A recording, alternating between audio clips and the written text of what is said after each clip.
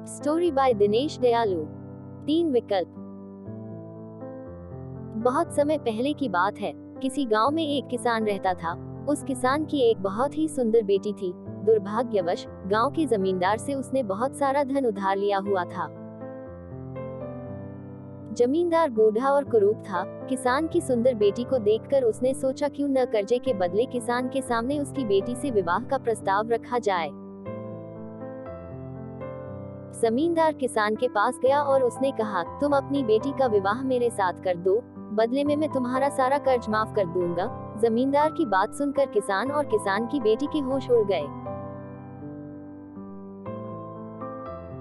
तब जमींदार ने कहा, चलो गांव की पंचायत के पास चलते हैं और जो निर्णय वे लेंगे उसे हम दोनों को ही मानना होगा। वो सब मिलकर पंचायत के पास गए और उन्हें सब कह सुनाया। उनकी बात सुनकर पंचायत ने थोड़ा सोच विचार किया और कहा, ये मामला बड़ा उलझा हुआ है, अतः हम इसका फैसला किस्मत पर छोड़ते हैं। जमींदार सामने पड़े सफेद और काले रोड़ों के ढेर से एक काला और एक सफेद रोड़ा उठाकर एक थैले में रख देगा। फिर लड़की बिना देखे उस थैले से एक रोड़ा उठाएगी और उस आधार पर उसके पास 3 विकल्प होंगे।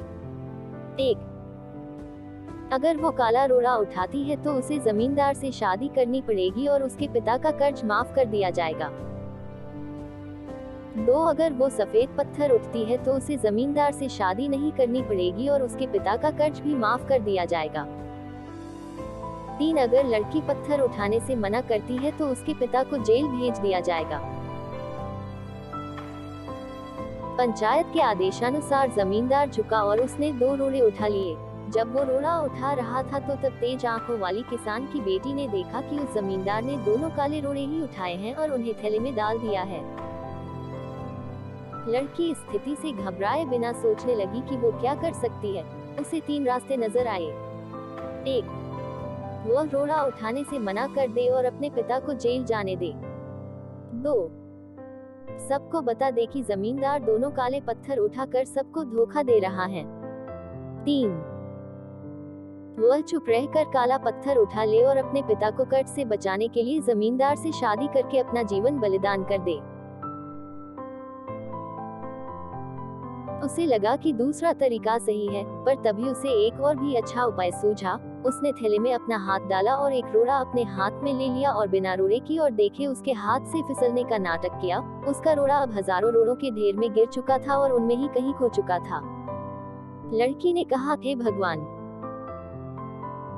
मैं कितनी फूहड़ हूँ, लेकिन कोई बात नहीं, आप लोग थैले के अंदर देख लीजिए कि कौन से रंग का रोड़ा बचा है, तब आपको पता चल जाएगा कि मैंने कौन सा उठाया था जो मेरे हाथ से गिर गया। थैले में बचा हुआ रोड़ा काला था। सब लोगों ने मान लिया कि लड़की ने सफेद पत्थर ही उठाया था। जमींदार के अंदर इतना साहस नहीं था कि वो अपनी चोरी मान ले। लड़की ने अपनी सोच से असंभव को संभव कर दिया। शिक्षा।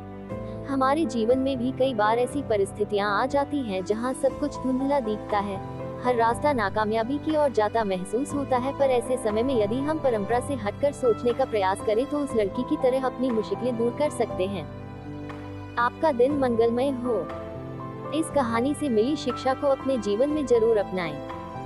प्रेरणादायक कहानियां प्राप्त करने के लिए हमारे चैनल से जुड़ जाएं। अपने दोस्तों और रिश्तेदार तक जरूर शेयर करना।